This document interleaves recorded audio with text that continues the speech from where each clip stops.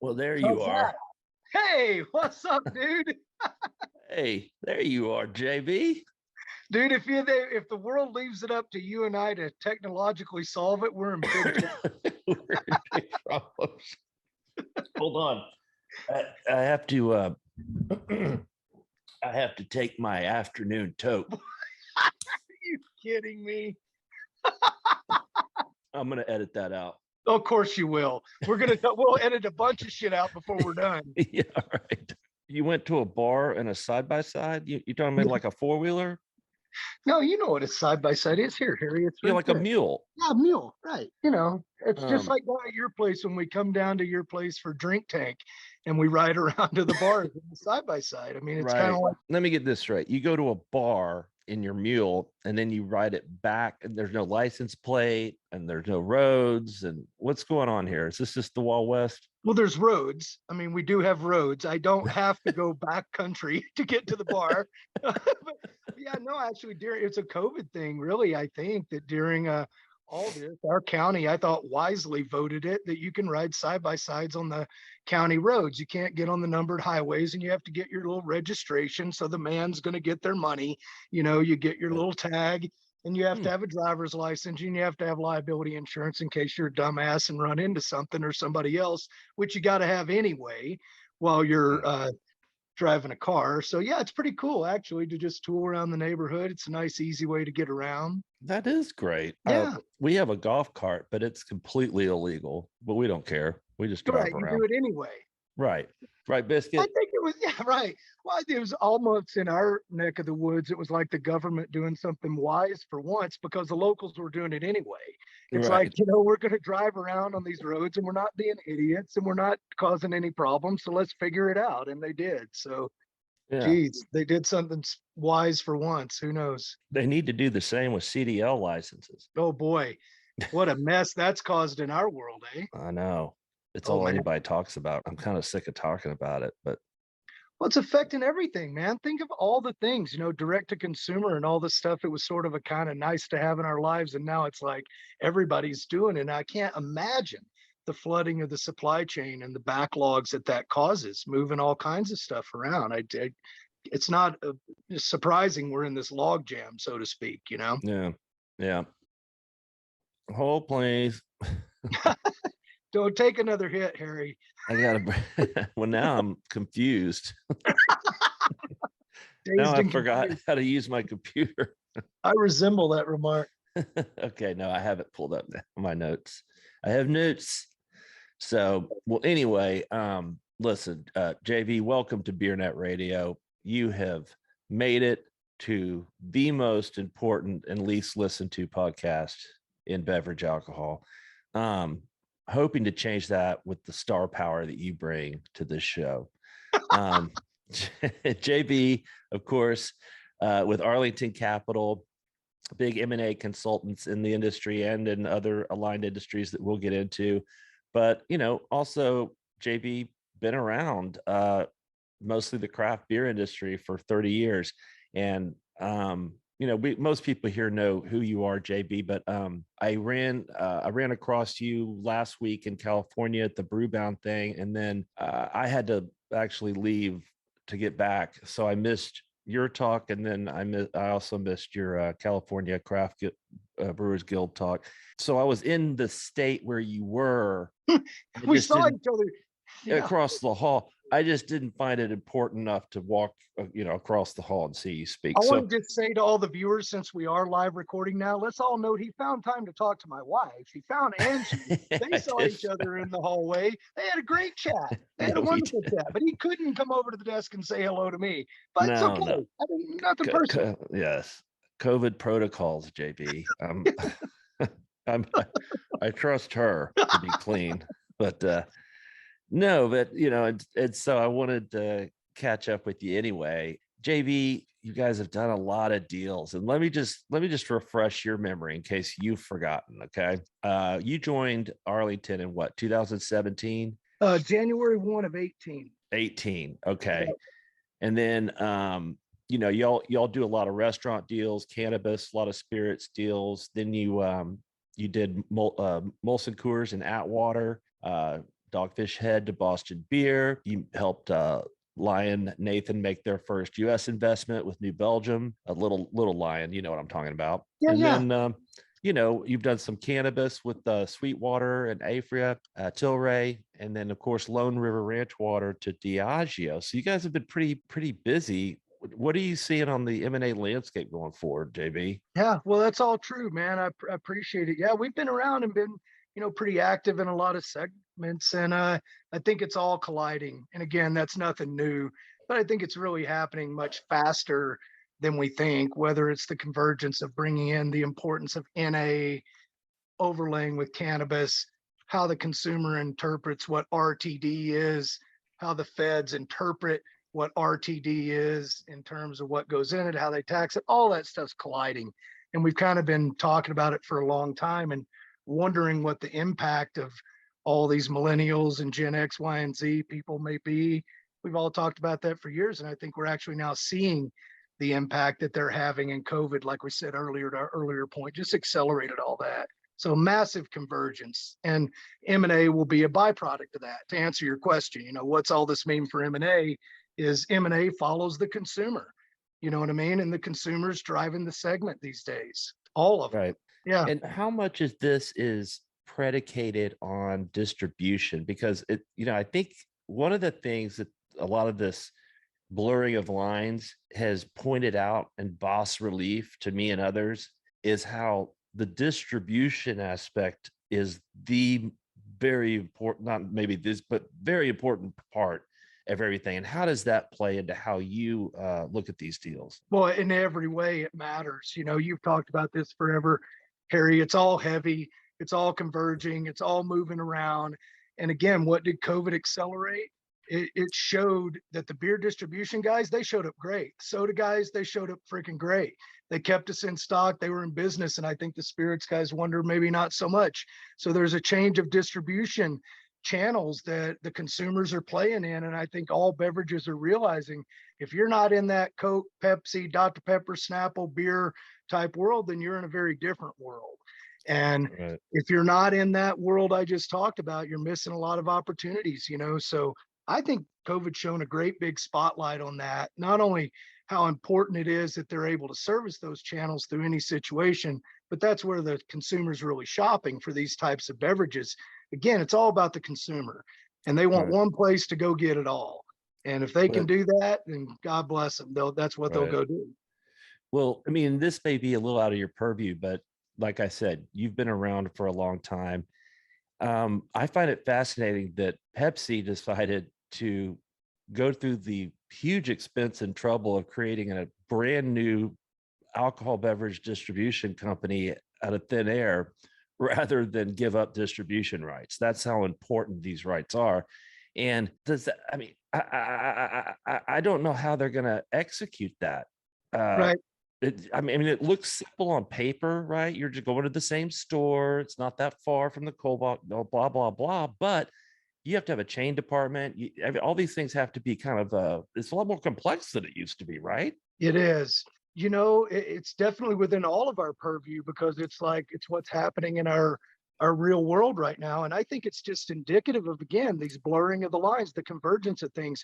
Pepsi's trying to figure out their strategy. They're not going to be left out of this business. Back to the consumer. It's so important to them, all segments of it these days. They're just simply not going to be left out of it. Coca-Cola doing a partnership with Molson Coors with Topo Chico in some way.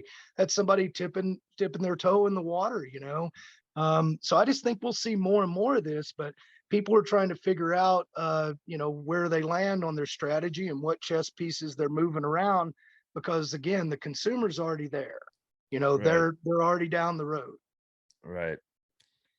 Well, let's talk a little bit about craft brewer valuations because they're so different. Like if you're, I'm seeing a lot of what I call the class of 2010 guys that kind of got started around that time, guys and girls, and that are really, if they didn't, have a huge presence in their tap room, maybe they're having trouble now. And there's that class, and then you have somebody like Bell's, which is regional and deep and just a Iconic. iconic. Thank you. And so how do you manage, how do you decide, a valuation between two types of companies that are in the same industry? Well, it's always complex, you know what I mean? And valuation is always, it's in the eye of the person who's doing the bidding and what they think they can do with the person that they're partnering with. And that is never a simple formula. And it's up to them and how they view the world and what they can do together. And, it's really no more complex than that, but that's really complex. In some ways, it seems very simple, but in many ways, it's very nuanced because it means different things to different people, you know? Right. When you're advising a brewer to sell, does that brewer's distribution network come into play to who you go to as a strategic buyer? It can have tremendous impact for sure. I would just use an example of somebody who was already in a whole bunch of states and was aligned with Anheuser-Busch and network and a lot of those markets. They probably wouldn't be very attractive to somebody who wasn't aligned in those networks because it's challenging. We've all seen this through these acquisitions. It's hard to move these brand rights. Sometimes it should be easy. The multiples have been established. It should be kind of just a exchange of business, but as we know, it's a little more complex than that, and it can be a little more personal than that sometimes. So it definitely matters. And how this kind of plays into the convergence of things. You take something that's like wine based, but it drinks like a malted beverage or an RTD cocktail or whatever, but it's sold through the C stores and the grocery stores. Right. That's a very, very different thing.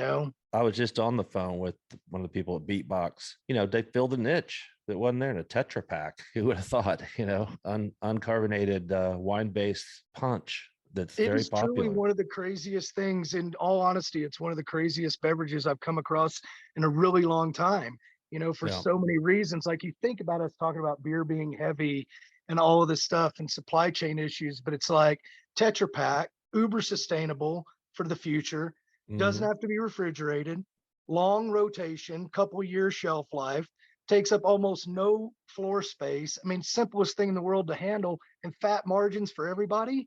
I don't know, call me crazy, but it's no wonder Yeah. they've developed a pretty amazing thing that's touching.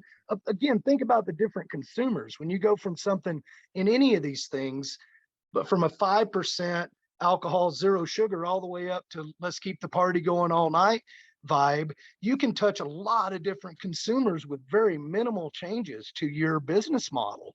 And Right. you're not going to lose those battles for lack of shooting back because you got something to market against a whole lot of different segments. I think it's absolutely brilliant. Right. Yeah. If somebody could figure out how to put carbonation in a Tetra Pak, that would be a game changer. We can figure But, out how to do anything. I'm really yeah. excited about, honestly, like where beverage goes. I really mean it. Like, what packages will it be in, and how will we address sustainability and climate change and water usage and gas usage to move these heavy things around? And we're going to have, I hope to God, we get smarter as a society and a people. And beverages are such a big part of it, our Yeah. lives, and we got to find a better way to do it, honestly. I'm with you, JB. I'm excited. I feel like my career has gone through stages, and as soon as I start getting bored with what I'm Yeah. doing, then something happens. And it happened with craft beer. Yep. Around 2010, I was starting to get bored, and then craft Yep. beer exploded, and it gave new life and new people, and that's kind of the same now. Just with the I'm meeting non-alc people for the first time, and Yeah. they all have slick back hair, they all wear bright blue blazers, they have a look that you can just tell them out of a crowd. I go, you must be a non-alc guy. And beer guys have look. So and then the spirits guys getting in with those assholes. So I'm meeting all these new people and looking at brands differently. And that's Yeah. one of the points that you make. And why don't you make this point that we are not in the beer business anymore? No. And right. And so, No. tell me what, you've been saying this for a couple of years now. Yeah. Well, back up a second, man. Like, one of the things that is great of being in the business, as long as you and I have, we do get to see it go through mega cycles.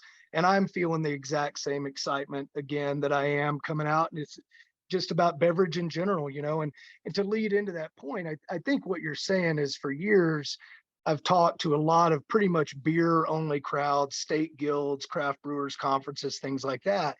So literally 99% in those days of the beverages being sold through the crowd were craft beer. And the first thing I would tell people when I got to the stage was, well, none of you are in the beer business. Not one of you are in the beer business. All you're doing is choosing to make beer and sell beer to compete in an ever-changing global beverage business. And the sooner you warm up to that, the better off you'll be, because you're in the CPG business and you're susceptible to a lot of external forces, some obvious, some less obvious, but this is all tied these days. And this consumer more than ever is tying it together. And that's why they've already left the station in many ways, meaning the consumer. I mean, I literally think they're already down the road and they are taking beverage where they want it to go, as Right. opposed to they're leading as opposed to being led. And for the longest time, people still spend millions and millions and millions of dollars marketing to somebody that's already left the station. They don't want to be led. They're already leading. And to me, that is just really exciting. And the sooner we all embrace that, then we'll realize that we are in a global beverage business and we're in the consumer's hands. And if we don't give them what they want, when they want, how they want, somebody else will. And And it's more entrepreneurial now. yeah, I mean, I remember when Ben started his non-alc letter. I was like, well, there's only 4 players. What are you going to cover? yeah, Right? There wasn't any action on that side. And then now the entrepreneurial aspect, both on the beverage, alcohol, and non-alc side, is exciting. It's still an industry where you can get in to chains if relatively speaks relatively small still.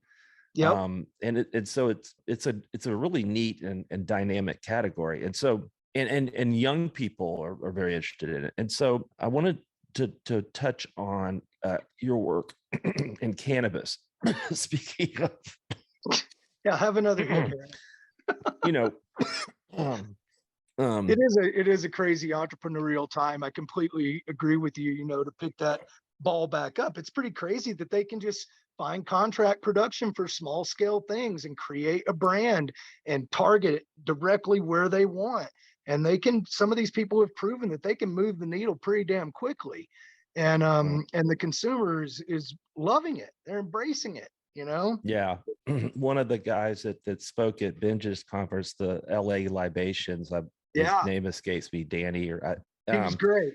he was great. And he talked about just going down the grocery aisle and just looking at ingredients, Yeah. because that's we just see a beverage that's hot that has shitty ingredients, boom, target it. And I was at a store yesterday and I bought this canned juice, and it was so good. And then I looked at the back, it had 400 calories. 400 calories. It's a 16-ounce can. I mean, that's like 2 cheeseburgers. So I gave the rest to biscuits. We're trying to fatten her up. But the point is, you're looking at the label, and Right, everybody's looking at the label and every single thing right. they do, from every little kid in the school to But the little JB, you're supposed to tetra-pack look at of the juice. label before you drink it, not after. Yeah, exactly. Well, when you get to I'm a still hurry, learning. people give a shit. They No, just do but it. you're right. Everybody's a label looker now, The right? label looker, man. They Unbelievable. want to know what it's going to do for them. That's why this whole better for you movement is so fascinating to me, because it's so qualitative in the consumer's mind. Zero sugar, zero sugar, 90 calories, 90 calories, 5% 5%. Well, what the fuck is better for you? It Right. just purely lives in their mind. Yeah. And that is a really influential and powerful thing, because it means so many different things to so many different people, but it means something to most of us. Right. Right. And that's the difference to me.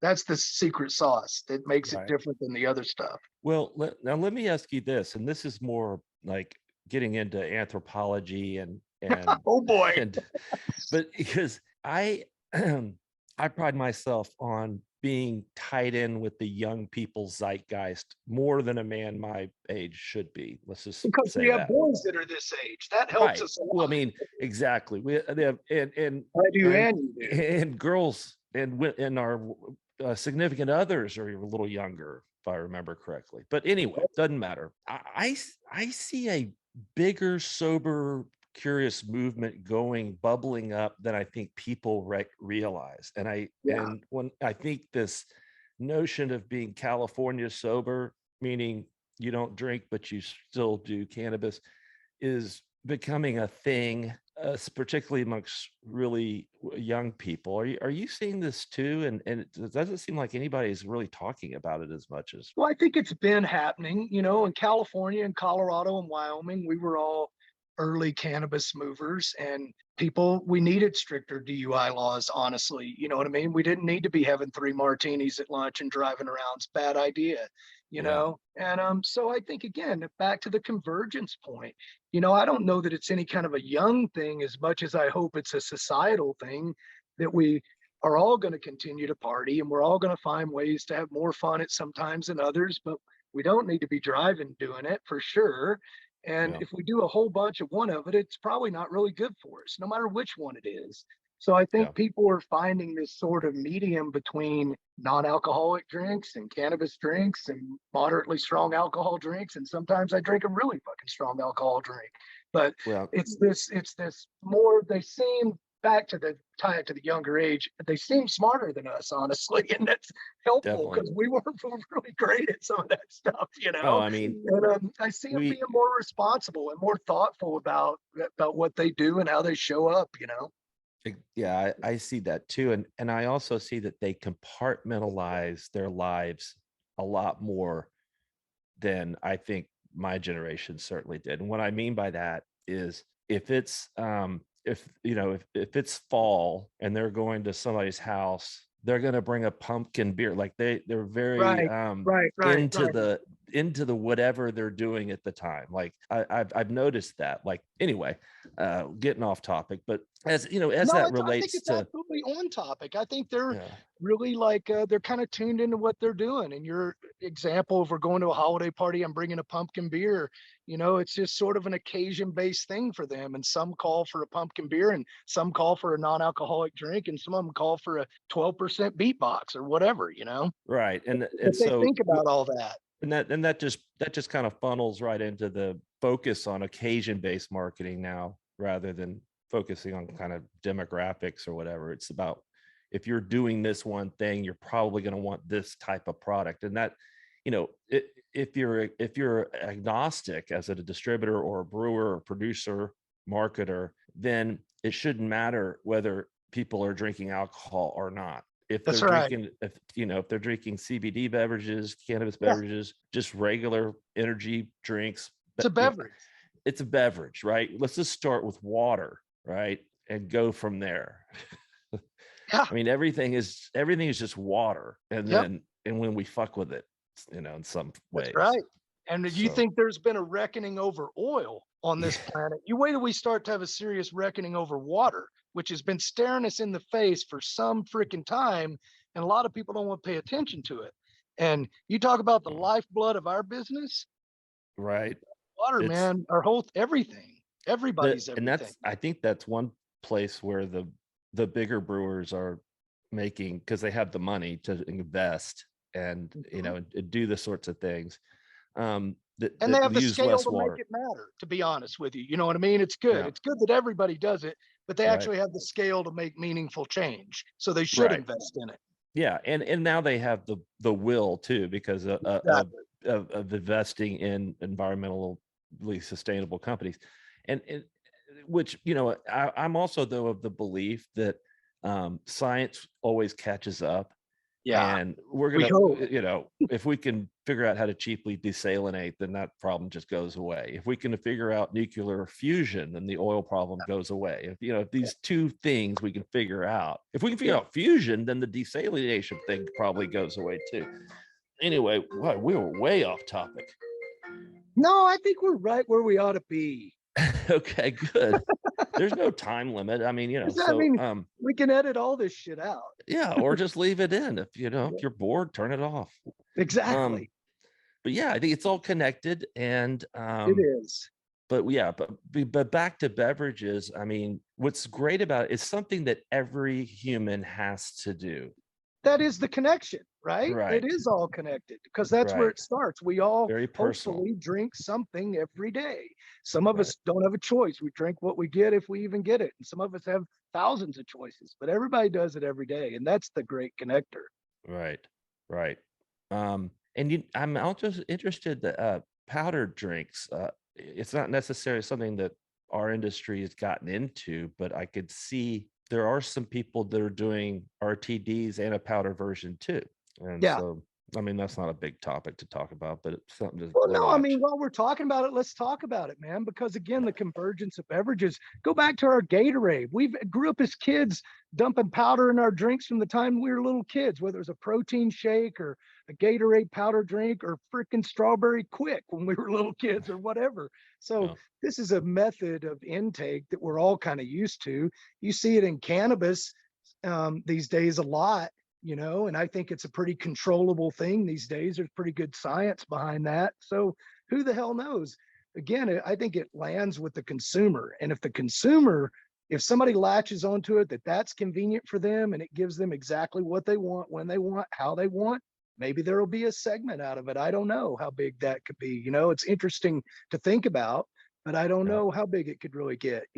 I see brands like Liquid IV being heavily promoted, and then the reason I heard some kids talking about it in a bar. They're like, "Oh man, I Right. gotta get my Liquid IV before I go out tonight." And I'm like, "Wow, that's By the way, hanging out in university towns with bars may make you look creepy, but it's market research. So, It is market research, man. We yeah, always go to the bar. We sit at the bar when we eat, right. and go in a lot of bars all over the place. And again, it's all about the consumer, man. And I listen to consumers all the time, everywhere, from little kids to my own kids to Yeah.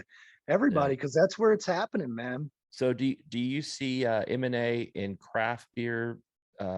What do you see there? I mean, I think it's going to be a lot more vibrant than people think. I really really? do. Yeah, I do. And the reason I say that is I think that, the reckoning of seltzer and seltzer sort of leveling out, definitely, how do we say, ending the year with very different trends than it started the year with, right?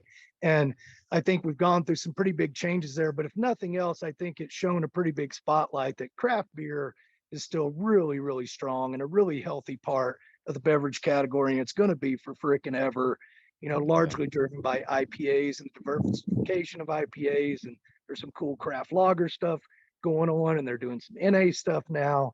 So it's here to stay. And because of that, I think you will see some more M&A. People be selective, back to tie it to the point about valuation. What's valuable to someone may not be valuable to someone else at all. I mean, Right. maybe it's just because they have a tremendous amount of business in a certain market and they want Yeah. to increase their presence in that market. Could be that simple. Right. I mean, and so it sounds like to me, and you're the expert here, but there just needs to be kind of a rearranging of capital structures. Some Mm-hmm. people Gonna may be a lot of have, that. you know, m- may have debt and too much equipment and not enough volume, whereas somebody else has volume but not enough capacity. And so it's just the capital structure needs to kind of even out amongst whatever iron is out there, if you All will, right. and whatever demand it. So demand and iron are kind of the two variables that you're dealing with there. Am I kind of right there? I think you're spot on, Harry. It's a big reshuffling of things. You know what I mean? It's a big reshuffling of equity and capex and businesses and where they're going. But there's a lot of turbulence out there, and that creates activity. Right. It's I just talked to a brewer last week that's shutting down, Mm, and hate and not and I don't know if he's announced it, so that's why I'm not naming him, that. but it, not a bad size, what from the outside looking in, you thought doing pretty well, right? But it's just, I think people forget how capital intensive, how it just sucks money if you want to Oh, grow in any way. So it it's a really tough can be. business. It really can be, and I hate that. I think there are going to be some casualties. There's been a few, and there's probably going to be a few more. And the thing that really breaks my heart about that is for some of these people, they didn't do this to themselves. It was done to them. They were, Right. subject to some really rough circumstances and didn't take one or two, but like three torpedoes to the side. It's a lot for some people to pull out of, and Right. I hate that. Yeah, and one guy made an observation that in March he thinks there's going to be a big wave because that's when kind of the PPP loans and the EEOCC or whatever loans, kind of they're fading out. And he pointed out that a lot of distributors quit buying beer in like mid-November because they don't want their inventories to be high because for the tax. And then really January is a dead month. So, you have to go from November to really February without any orders. That's a cash flow hiccup. I'm afraid that I don't entirely disagree with that. You know what I mean? It's like I think there's more to come there. Sadly, I think there's probably a little more pinch coming, a little more pain before we pull out the other side of this. Yeah. Yeah. That's too bad. Yeah, Because you're for right. sure. Nobody You're right. wants that. Because like the two guys that I know that have recently shut down, great business people, and they were beer business people. Like they knew the That's what I'm business, they knew talking about. distributors. Like they Yeah. weren't like they were noobs that just No, came in. that's what I'm talking about. Yeah. It wasn't something they did. It was more a series, a sign of the times, and they got caught up in some really tough and troubled waters, Right. and some Because in people the were able to come out the other side of it, and some people aren't going to be, and that's tough. because JB, you remember like in the late 90s, that was a different situation where it was a Totally. bunch of doctors' sons and daughters who, they thought it'd be fun and cool. As a science, like Jim Cook says, it was a science experiment. Yeah, it Whereas, was different in so the many ways. But yeah, yeah, this is a fundamentally different deal. yeah, These the people, 2010 class they were more sophisticated. They had business plans and some money, but yeah, tough timing. tough Well, time. all right. So what else? What else should we talk about before I let you go, JB? Oh man, it's been great talking to you, Harry. Yeah, Always. we covered a bunch of ground, man. It's always good to catch up. And I'm like you. It's pretty fun after being in the industry all these years. It's not that I wasn't excited about it, because I stay pretty excited about it, and I'll probably keep doing it for a pretty long time, I hope. But Yeah. this period that we're entering into is really fascinating to me. I mean, it really is, at the pace that it's moving. And we see all these young kids, again, back to that point about, we've been wondering what the impact of all these kids were going to be. And now we're actually freaking seeing it in real time. And COVID just threw gas all over it. And that's Right. just really pretty exciting. Yeah. So we're along for the ride and plan to be here for all of it. So it's going to Well, be fun, man. Buckle well, up. yeah. I mean, that's great to buckle up, because, and I totally agree. And I think there's some people in the industry who may feel fear and they Right. don't like change and they don't, want to see this coming. And I get that, because you're going to have to adapt and it's not going to be easy. It's going to add complexity, but there's also opportunity. And Tons. there are going to be people who walk out of this, and I'm talking about from all three tiers and All of tiers that we don't know about yet, Yep. that are going to get rich. And I completely agree. On brands that haven't even been discovered yet, categories that are now nascent or non-existent, I think you're absolutely going to see that. and models. Yeah. Business models. Yeah. I'm, I'm wondering if I think I might have found one today, because I'm trying to find if there's a beverage alcohol like RTD maker that doesn't sell any product at retail. It's 100% DTC. Oh, guaranteed there are. And I think I think I found one in Austin that's doing this I think it's called canned cocktails or something really basic. But yeah, I mean, it'd be a hard business because it's so limited where you could sell, the taxes, the complexity. Oh yeah. But I just think that there will be business models like that are going to pop up. No question. Absolutely. I think it's inevitable. You know what I Yeah. mean? It's just the ingenuity, the innovation and investment. That's all it takes. And that's Right. what's going to really drive this over the next few years. Are those three things are going to have a tremendous impact on beverage going forward. And what this generation can do with those three things together, there ain't no telling. Right. I'm excited. And listen, I am I'm glad that I don't have to do it. Yes, I can too. sit. We could just like smoke pot and drink beer Right. and talk about it. And Exactly. I can sit in this chair with this stupid dog and just watch it all and write about it and make my living that way. You know what? God bless these young kids. Go for it and let me tell your story. Well done. We'll just keep doing what you're doing, Harry. You too, JB. It's good talking to you. JB Shireman at Arlington Capital. And listen, look forward to seeing you next month at the Beer Summit, January 30th at the Hotel del Coronado, We'll be beernet.com there. for more info.